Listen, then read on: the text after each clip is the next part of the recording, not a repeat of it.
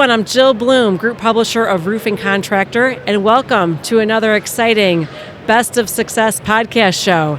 I am here at the Western Roofing Expo 2022, and so honored and excited to be here with Josey Parks, the CEO of J. Wells Enterprises, and also with Lee Lipniskis, who's the CEO of Levell out of Denver, and also joined with me with Rick D'Amato, our editorial director of Roofing Contractor. Josey and Lee, thank you so much for joining us. Yeah, thank you for having us. It's going to be fun. We got some good things to talk about. So joining me, like I said, is Josey, who was a member of our Young Guns almost a decade ago, and Lee, who's going to be a member of our Young Guns coming up here shortly. And we're going to take a few minutes to talk to both of these guys about their influence in the industry and the influence of young people. And I'm really looking forward to hearing what you guys have to say. So that being said, Rick, I'm going to turn it over to you. Josey, I'm going to start with you. Fair enough. It's been almost a decade, 2014, since you were in as a young gun with Roofing Contractor. We were the same height then. It was a long time ago. So I don't know about that, Rick. Can you believe it? Yeah. And hey, what have you been up to since? What you been up to lately? Yeah, well, again, thank you, for having us, and it was such an honor back then to be a young gun, and especially, I started in the roofing industry when I was 18 years old, and so at that time, I had one of the largest residential metal roofing companies, and the following year after Young Guns, I got Inc. 5000 recipient for one of the youngest Inc. 5000. And it's all from the roofing business. And so it's been a life-changing experience. And, whenever you really think about what the roofing opportunity is, it's never ending because everyone has a roof. Everyone needs to protect their biggest investment, which is their home or their building. And so it's just awesome industry to be in. But, after I was in, the roofing business, I ventured out. So probably don't have enough time to go through it all. But I started investing in other businesses. I started a construction company in 2013, which was right before, and since then I've built 11 hotels like Residence Inn, Spring Hill Suites. So I diversified. I started a technology company trying to level up the industry. So we predict how much revenue each lead will generate. We match the right rep to the right lead. So kind of done all types of things, but what I've learned is like with technology and roofing, there's nothing better. And so I love this space, and now we're really expanding, doing a lot of retail and storm, but the majority is retail, and just have massive opportunities coming up. And I'm trying to find like-minded contractors to start giving work to, and so a lot of growth happening. So it's awesome. That's exciting. Gosh, Josey, it wears me out here, and you tell about it. I'm sure you're a busy guy. Yeah, well, and I have 4 kids. Oh my, there you go. One of the most important parts. Yeah. Hey, but in 2014, did you envision a long-term strategy or long-term plan for your company? How'd that work out? Yeah, totally. I wanted to be the largest residential metal roofing company in America. I mean, that was the goal.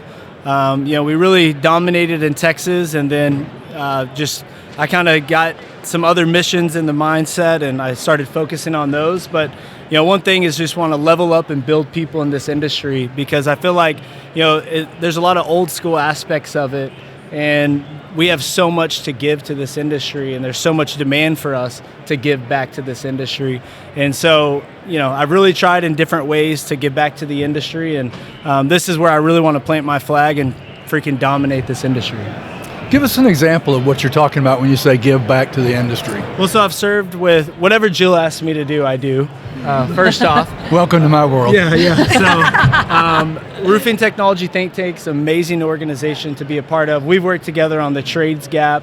And so the skilled labor shortage is just a massive need in this industry and for people to work on. So we've done some local projects.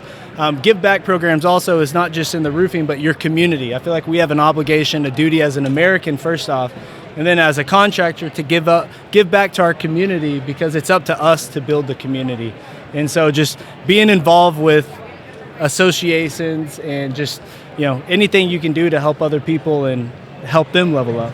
Fantastic. Jill, let's find out about Lee. Yeah. I am so excited to hear what Lee has to say. Well, first of all, Lee, congratulations. Thank you. You've just launched your own company, and your career has definitely taken some twists and turns. But yes. Congratulations. But Thank you. Why is now the time? And tell us about your company and where you live and how you got here. Yeah, so my company is Levell Construction, which in Italian means level, and I love that you said level up twice because that is very much a part of our company. And not only have I leveled up my life in the last couple of years, but I also want to level up the industry, just like you said, which is so crazy. It's so fitting, here. I guess. I think that is why I'm here. But, not only that, but also, have production at a higher level, right? So we are a residential general contractor in Denver, Colorado, focusing on exterior building envelope. And it's been wonderful. You're right, my career has taken a lot of twists and turns, and I started out as an insurance nerd. I have a degree in insurance and risk management, and I was the adjuster on the other side of the industry. And so I saw where that industry was going, and I wanted to change it, which is why now I'm on the contractor side of things. And it's been amazing working for contractors and being a consultant for a while. And finally, I took a week off one time and just really thought about where I want to be in my life moving forward and what is my skill set brought me to. And 15 years of experience has now brought me to my own company, which is amazing. If you would have asked me in 2014, you'd be a general contractor, I'd be like, no way. Oh my gosh. Absolutely not. But it's exciting. so fitting, and I'm exactly where I'm supposed to be. Oh, that's awesome. And so why Denver? Oh, I love Denver. I'm Midwest in heart, born and raised in Indiana, and I moved to Denver in 2007, and it's just been home. It's a great market. It's a great market, really, with the clients, and the manufacturers and distributors are amazing there. JM's home is there, and so it's just very fitting for me to be in Denver. I love the mountains. It's one of my favorite places, so I had to ask. Yes. The sun does shine 300 days a year. It does. In Denver. I've got a great OC rep, by the way. Oh, very cool. Yes. Wow. What's his name? Jeff Bloom. That's awesome. Yeah. Very good. Well, he better be taking really good care of you. Absolutely. Always has. Okay. Fabulous. Yeah. Well, Rick, back to you, Rick. Let's see. I'd like to ask you both a couple of questions. Oh, gosh. I think I'll start with Josey on this first one. How do you think the role of young people has changed in roofing since you've been in the business? I definitely think, when you look at the business and where it was, the younger generation has forced the hand of a lot of business owners to adapt. Technology advances strategy, and I feel like we've just seen massive growth in this industry, and it's because the younger generation is coming in and they're helping these owners adopt this new technology, which is helping speed growth up, more transparency, and more opportunity. And so I think, the younger generation, the industry really needed that to come in, because now so much is changing, and now we're finally starting to see adoption with technology really soar.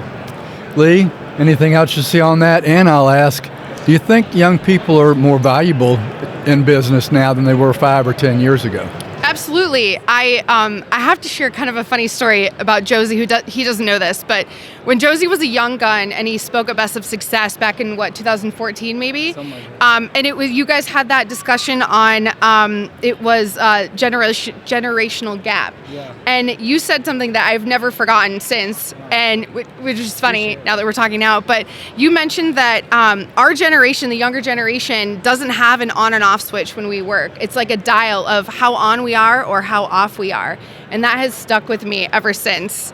So thank you for that. We'll but turn them also all on. I think that there's the difference where we don't work in 8 to 5. We're on all the time. It just depends on how on we are. And I think that that's the big difference, is we're very willing to work hard and not just in the constructs of a certain time frame.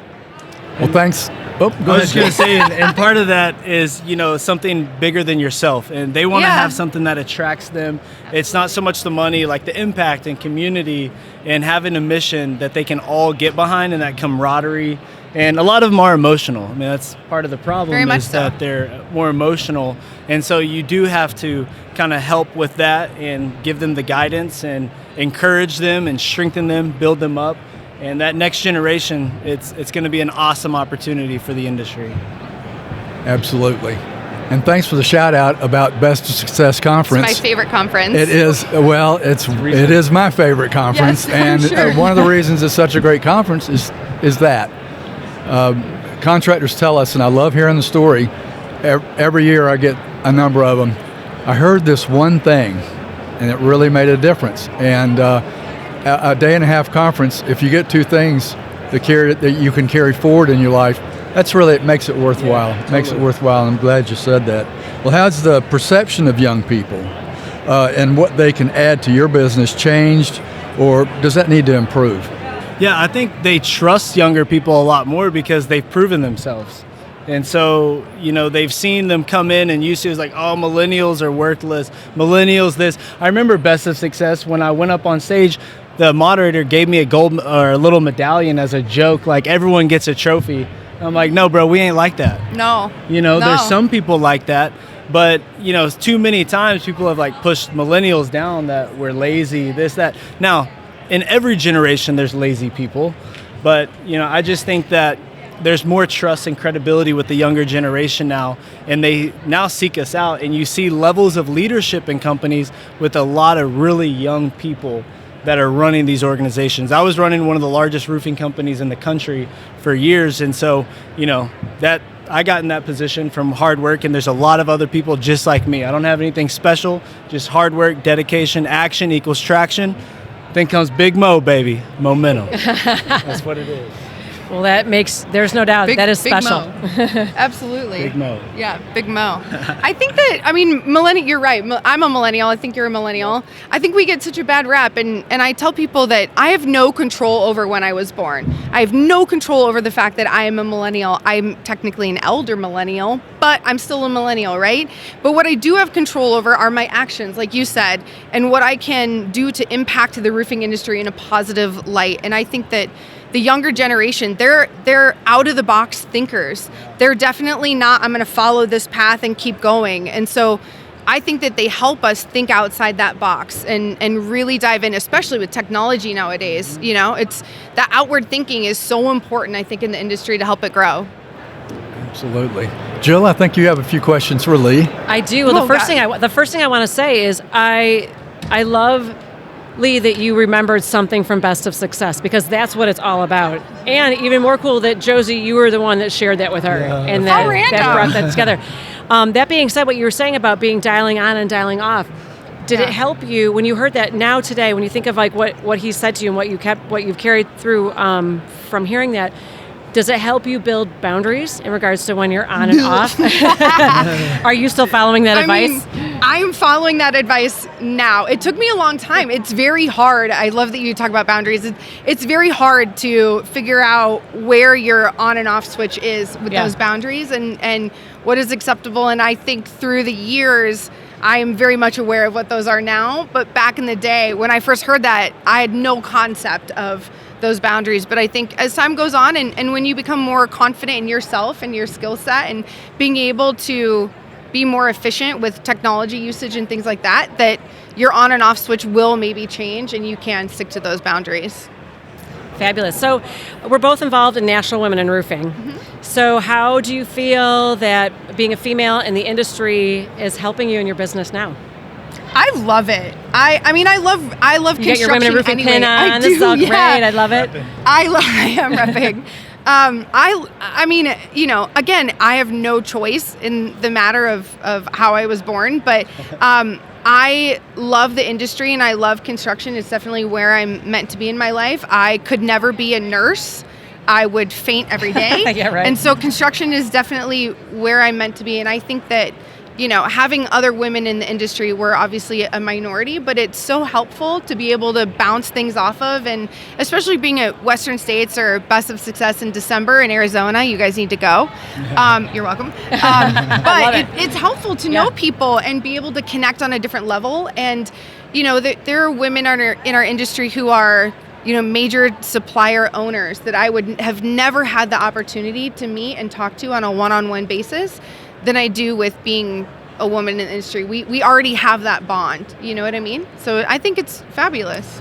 I love it. So a question actually to both of you.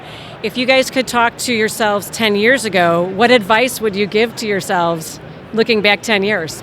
Again. I would say stay true to who you are, for sure, and know those boundaries early, and don't be afraid to take risks, because even if that risk doesn't pay out, you've had that experience and you're going to grow no matter what. You know, they say that people, if you fail, the more times you fail, the more successful you are. And so I would just say, take those risks, be confident in who you are, and stay true to who you are. So you were failing, falling forward, as we like to say? Yeah, yes, yeah, absolutely. Tripping a lot, but yes. On success, just successfully. Yeah, absolutely, absolutely. Josey?